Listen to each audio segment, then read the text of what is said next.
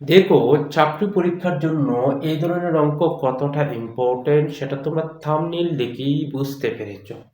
চলো আমরা খুব সহজেই এটা উত্তর দিব। একটি সংখ্যা 301 হতে যত বড়, 381 হতে তত ছোট সংখ্যাটি কত? এরকম যত বড় তত ছোট অঙ্ক দেখা মাত্রই তোমরা এই দুইটা সংখ্যাকে যোগ করবে। যেমন এখানে আছে 301, আবার আছে আরেকটা সংখ্যা প্লাস 381, অর্থাৎ দুইটা সংখ্যা যোগ করবে, যোগ করে 2 দ্বারা ভাগ করবে, অর্থাৎ গড়টাই তার উত্তর। চলো, এই যে আমাদের উত্তরটা আসছে, যেমন 1 আর 1 যোগ করলে আসছে 2, 0 আর 8 যোগ করলে আমাদের 8, 3 আর 3 যোগ করলে আমাদের 6, 682 ভাগ হবে 2। আমরা যদি ভাগ করে নিই, দেখেন এটা যাবে 3 বার, এটা এই 8 যাবে 4 বার, আর 2 যাবে 1 বার, অর্থাৎ 341।